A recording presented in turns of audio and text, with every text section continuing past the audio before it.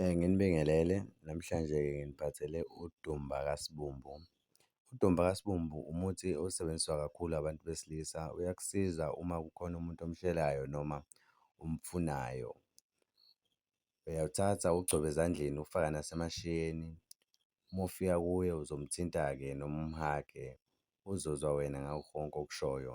Noma kukhona ufuna ukusebenzisa umkakho anizwani kahle kulezo nsuku, uyakhona ukuthi uwusebenzise uwugcobe khona, uzokusiza nakuzokulungela. Cela ukuthi uma kuwukuthi uyawudinga usithinte kule namba ela kwibhayo.